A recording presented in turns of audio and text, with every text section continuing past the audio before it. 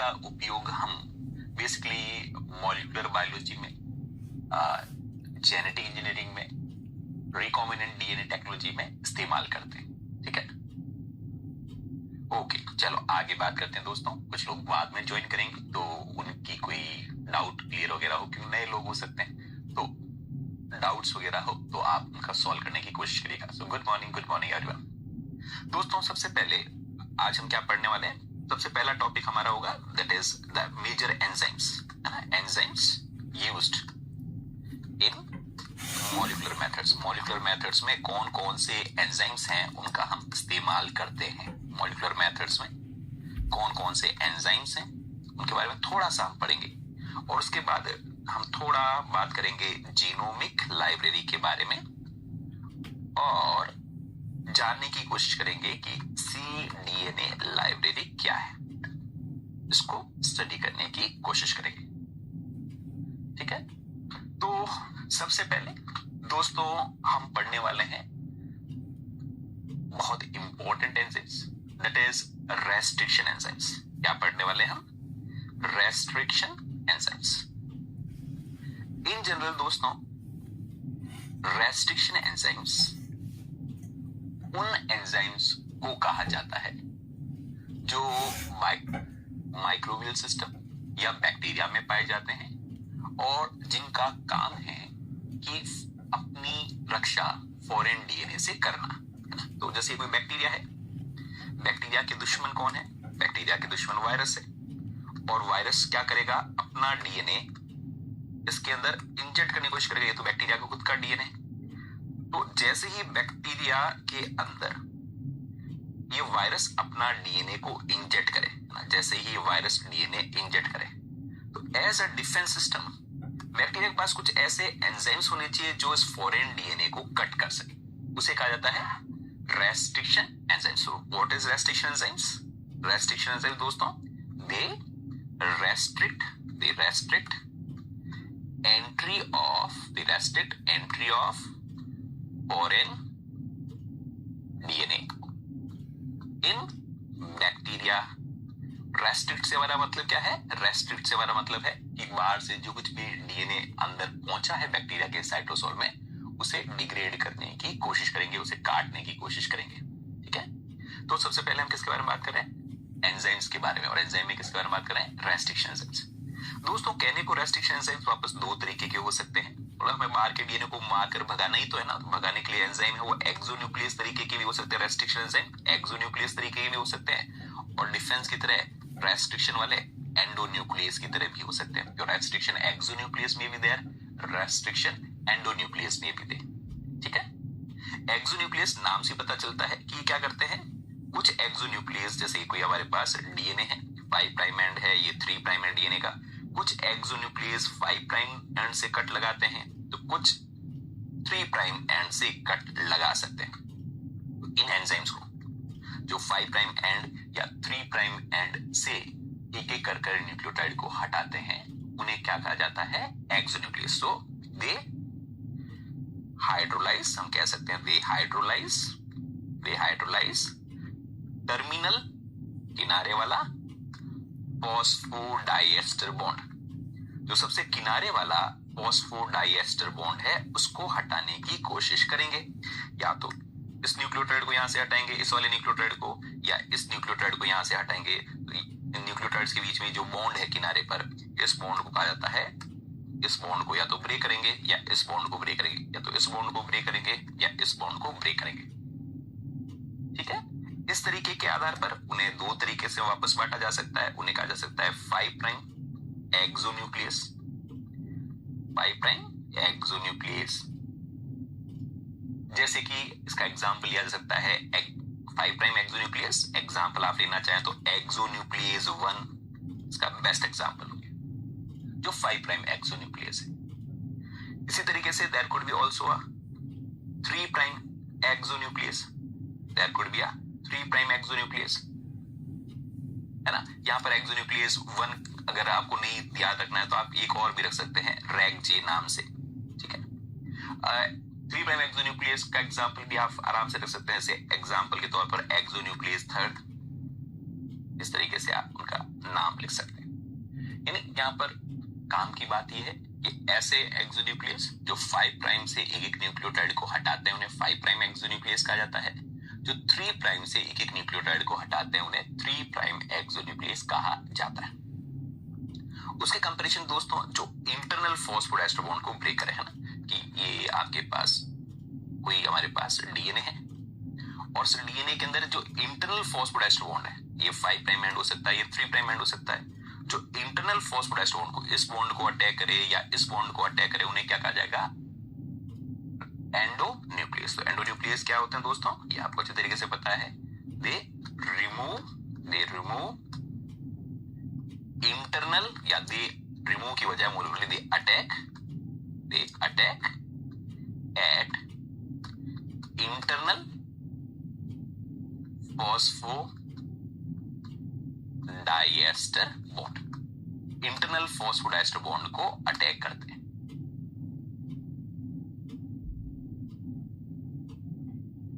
ठीक है, so they attack at internal phosphodiester bond. Endonuclease के एग्जांपल तो आपको खूब सारे एग्जांपल है। आप एग्जांपल के तौर पर हिंद थर्ड लिख सकते हैं। एग्जांपल के तौर पर आप लिख सकते हैं हिंद थर्ड। एग्जांपल के तौर पर आप लिख सकते हैं इको R1। ये सारे सारे कैसे एग्जांपल है? These all are example of basically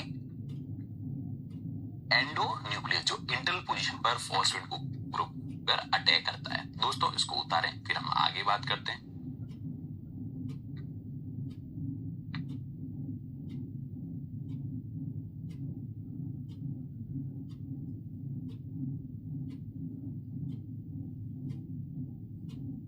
ठीक है, उषा बेटा थोड़ा ज्ञान रहने दो ना, जो लिखा है उतना लिख लो। ठीक है, मेरी जानकारी में एक्सोन्यूक्लियस थर्ड 3 प्राइम एंड से हटाता है। ठीक है, चले आगे। ये नोट डाउन किया, ये पहली स्लाइड थी, जो भी लोग लेट आए उनके लिए। ओके, चलो आगे चलते हैं बच्चों। अब दोस्तों सबसे काम के एंजाइम है वो है रेस्ट्रिक्शन एंडोन्यूक्लियस। सबसे काम के एंजाइम कौन से हैं? रेस्ट्रिक्शन एंडोन्यूक्लियस जो इंटरनल फॉस्फोडाइएस्टर बॉन्ड को अटैक करते हैं। ठीक है, ऐश्वर्या एंडोन्यूक्लियस में बेटा न्यूक्लियोटाइड नहीं करते हैं, वो क्या करते हैं? इंटरनल फॉस्फोडाइएस्टर बॉन्ड कट करते हैं ना, न्यूक्लियोटाइड को हटाते नहीं है। वो डीएनए को 2 टुकड़ों में 3 टुकड़ों में फ्रेगमेंट करेंगे बच्चा। एक्सोन्यूक्लियस न्यूक्लियोटाइड हटाएंगे किनारे से और बीच से अटैक करने का मतलब जो बड़ा डीएनए है उसको 2 टुकड़ों में तोड़ दिया जाएगा। ठीक है, चलो आगे बात करते हैं रेस्ट्रिक्शन एंडोन्यूक्लियस। कोई बात नहीं बेटा, करेक्ट कर लेना।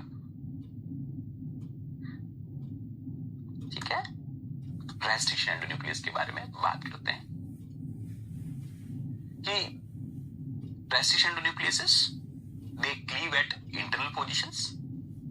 जनरली इनको हम 3 टाइप में बांट सकते हैं। They can be divided into 3 different types.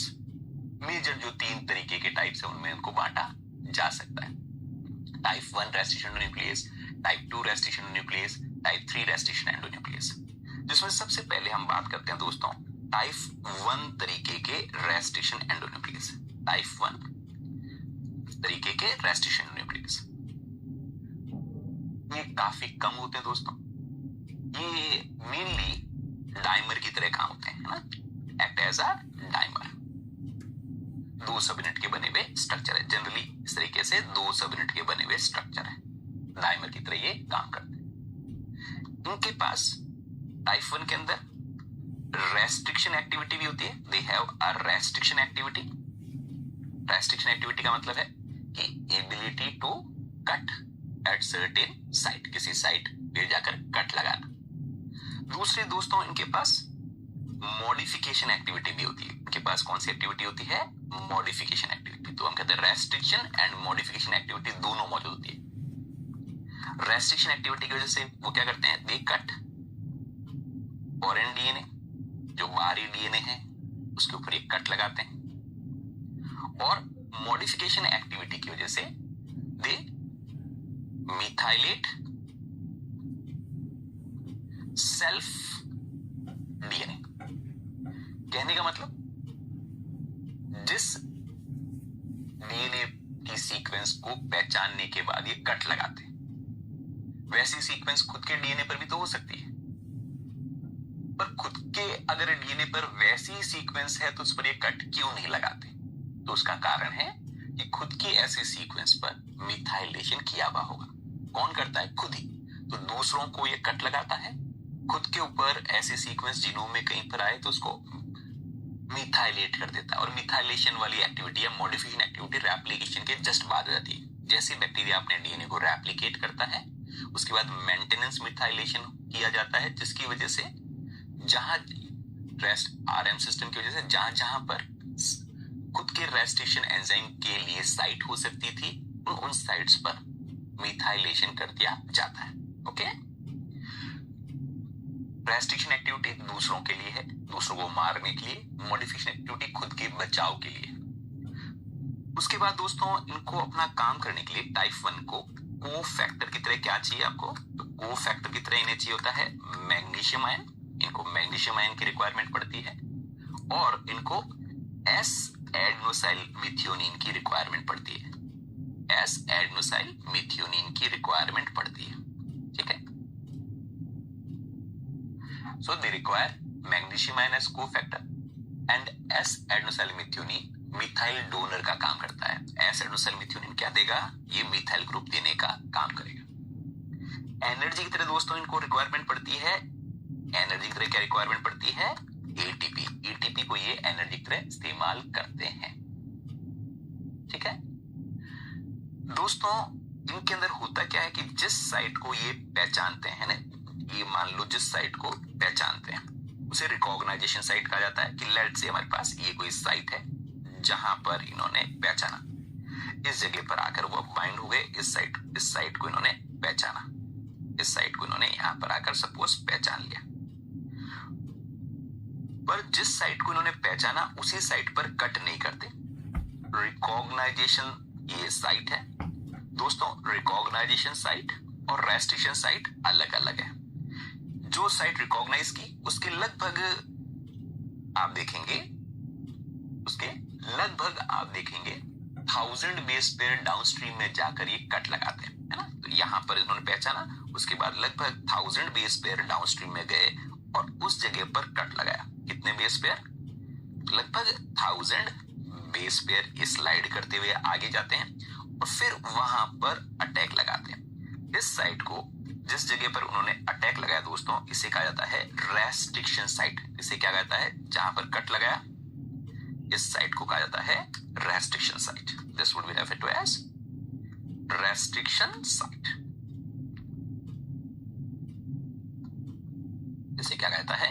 Restriction site. यानी रिकॉग्नाइजेशन साइट और रेस्ट्रिक्शन साइट अलग है। सो हम ये भी कह सकते हैं restriction site is around 1000 base pair downstream of recognization site. तो ऐसा कुछ डेफिनेशन आपके दिमाग में है कि रेस्ट्रिक्शन एंजाइम जिस साइट को पहचानते हैं उसी साइट को कट लगाते हैं, तो ऐसा नहीं होता। टाइप 1 ऐसा काम नहीं करते। कोई बात नहीं, उन्होंने इनको वापस पढ़ लो, पढ़ा लिया गया तो बहुत अच्छी बात है, फिर तो बहुत अच्छी बात है, रिवीजन हो रहा है बेटा आपका। ठीक है, तो जितनी यहां पर रिक्वायरमेंट है उतना मुझे वापस पढ़ाना पड़ेगा। अच्छी बात है ना, 2 बार पढ़ रहे हो। तो टाइप 1 रेस्ट्रिक्शन न्यूक्लियस समझ में आया? ये क्या करते हैं? जिस साइट को रिकॉग्नाइज करते हैं डाउनस्ट्रीम में जाकर लगभग 1000 बेस पेयर डाउनस्ट्रीम में जाकर कट लगाएंगे। वहां पर यूनिट 12 में आप थोड़ा डिटेल में पढ़ते हैं, यहां पर मैं थोड़ा सा ओवरव्यू टाइप बता रहा हूं। अब दोस्तों हम बात कर रहे हैं टाइप 2 रेस्ट्रिक्शन न्यूक्लियस के बारे में, जिसके बारे में सब जानते हैं। दूसरे होते हैं टाइप 2 रेस्ट्रिक्शन एंडोन्यूक्लियस। दोस्तों type 2 restriction nuclease they are most common, सबसे ज्यादा कॉमन है, and most common and most used in molecular methods में सबसे ज्यादा इनका इस्तेमाल भी किया जाता है। ठीक है, तो they are most common, they are most used in molecular methods. क्योंकि दोस्तों दे रेस्ट्रिक्शन साइट, इनमें जो रेस्ट्रिक्शन साइट है दोस्तों, restriction site is within recognition site. ये जिस सीक्वेंस को पहचानते हैं उसी सीक्वेंस में कट लगाते हैं ना, ऐसा नहीं कि पहचानेंगे या कट कहीं और लगाएंगे, ऐसा नहीं करेंगे। जिस साइट को पहचानते हैं उसी साइट में कट लगाते हैं, है ना। नाउ इनके पास आप देखेंगे restriction and modification activity separate है। Modification activity is separate. इसका मतलब क्या हुआ कि इनका काम कट लगाना है, मॉडिफिकेशन करने के लिए अलग से मिथाइल ट्रांसफरेज हो गए। इन्होंने ठेका नहीं ले रखा है होस्ट की साइट को मिथाइलेट करने का, जबकि टाइप 1 वालों ने खुद की साइट पर मिथाइलेशन भी वही करते थे, एक सब यूनिट होती थी, और दूसरों के डीएनए पर कट लगाने का काम भी करते थे। यहां पर इनका काम सिर्फ और सिर्फ कट लगाना है। मॉडिफिकेशन करने के लिए अलग से एंजाइम होंगे जो उन साइट्स पर मिथाइलेट करेंगे। ठीक है दोस्तों, इनको को फैक्टर की तरह क्या चाहिए? को फैक्टर की तरह सिर्फ मैग्नीशियम आयन चाहिए। इनको एस एडेनोसाइल होने की रिक्वायरमेंट ही नहीं है। क्यों रिक्वायरमेंट नहीं है? क्योंकि इनको मिथाइलेट करना ही नहीं है। इनको एटीपी की रिक्वायरमेंट भी नहीं है, क्योंकि इनको मूव भी नहीं करना है। एक जगह पर बैठना है, जिस जगह पर बैठना है उसी जगह पर कट भी लगाना है। ठीक है दोस्तों,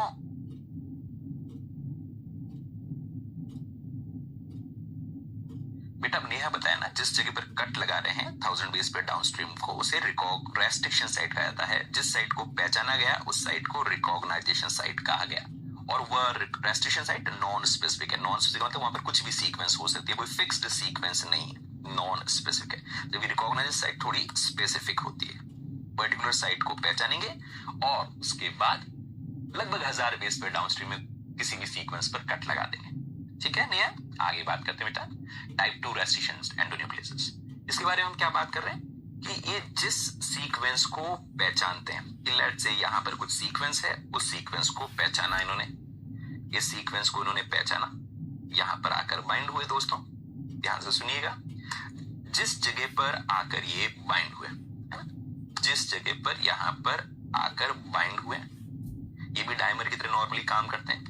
जिस जगह पर आकर बाइंड होते हैं उसी जगह पर कट लगाते हैं। उसी में किसी से यहां पर कट लगा दिया, एक सबनेट ने यहां पर कट लगा दिया। कट कहां लगा रहे हैं? Within the recognition site. तो यहां पर रिकॉग्नाइजेशन साइट भी वही है और रेस्ट्रिक्शन साइट भी वही। ग्रीन कलर से जो ड्रॉ किया वो रिकॉग्नाइजेशन साइट है, और जो एरो बताया है वो क्या है? Restriction site. ठीक है, तो यानी टाइप 2 के अंदर सिर्फ और सिर्फ क्या होती है? Restriction activity. मतलब देयर आर, इसका मतलब यहां पर ये भी लिखते हैं, there are separate methyl transferase जो कि मॉडिफिकेशन एक्टिविटी करेगी। और मॉडिफिकेशन, ये खुद मॉडिफिकेशन करने का काम नहीं करते। चलो आगे बात करते हैं। तो हम क्या कह रहे थे दोस्तों, इसको क्या कहा जाता है? इस साइट को कहा जाता है रिकॉग्नाइजेशन साइट। इसे कहा जाता है रिकॉग्नाइजेशन साइट। और जो रेड एरो से बताया गया है वह क्या बता रहा है? ये रेड एरो से हमने जो बता रखा है, this is called as restriction site. इसे कहा गया रेस्ट्रिक्शन साइट। तो restriction site is within the recognition site. Yes, very good Anupanna, कि टाइप 1 है उनमें 2 प्रकार की एक्टिविटी पाई जाती है और टाइप 2 में एक ही प्रकार की एक्टिविटी है। Very good. चलो अब दोस्तों, इनकी जो रिकॉग्नाइजेशन साइट है वह विशेष तरीके की होती है। रिकॉग्नाइजेशन साइट, इनकी जो रिकॉग्नाइजेशन साइट है वह दोस्तों जनरली आप देखेंगे कि 4 बेस पेयर से 8 बेस पेयर के बीच में होती है। ठीक है, पहली बात। दूसरी, मोस्ट ऑफन ये पैलिंड्रोमिक होती है। मोस्ट ऑफन ये कैसी होती है? पैलिंड्रोमिक। और पैलिंड्रोमिक का मतलब क्या होता है? तो पैलिंड्रोमिक का मतलब होता है कि किसी एक स्ट्रैंड पर 5 प्राइम से 3 प्राइम सीक्वेंस पढ़े। जैसे आपने पढ़ा G A T T C, इस तरीके से आपने सीक्वेंस को स्टडी किया 5 प्राइम से 3 प्राइम। तो ऑपोजिट स्ट्रैंड में भी अगर आप 5 प्राइम से 3 प्राइम पढ़ें, वापस किधर पढ़ना है? 5 प्राइम से 3 प्राइम, तो वापस सीक्वेंस क्या आएगी? G A T T C। इधर की तरफ वापस रीड करें तो 5 prime to 3 prime above strand में को रीड करो, या 5 प्राइम टू 3 प्राइम जो बॉटम वाला आपका स्ट्रैंड है उसको रीड करो। सीक्वेंस एग्जैक्टली सेम आती है। इस तरीके की सीक्वेंस को क्या कहता है? Palindromic sequence. ठीक है, सो यानी इनको हम दो हिस्सों में बांट सकते हैं, दो हिस्सों में बांट सकते हैं। तो आप देखेंगे कि इधर की सीक्वेंस जो हम इस स्ट्रैंड पर यहां से लेकर यहां तक जो सीक्वेंस है इस डायरेक्शन में जब रीड कर रहे हैं और इस डायरेक्शन में वही सीक्वेंस को रीड कर रहे हैं तो एग्जैक्टली सेम है। यानी एग्जाम में सीधा ये क्वेश्चन आ सकता है कि इनमें से कौन सी पैलिंड्रोमिक सीक्वेंस हो सकती है, टाइप 2 रेस्ट्रिक्शन की कौन सी साइट हो सकती है। तो हमेशा हमें वहां पर क्या देखना है? ये ऐसी कौन सी साइट है जो पैलिंड्रोम का फॉर्मेशन कर रही है। ठीक है, क्लियर यहां तक बात? आगे बात करें। पैलिंड्रोम का मतलब समझ में आया? तो आगे बात करें। तो टाइप 1 रेस्ट्रिक्शन एंजाइम का फायदा यही है कि वह उसी जगह को कट करते हैं जिस जगह पर जिस सीक्वेंस को वह रिकॉग्नाइज करते हैं।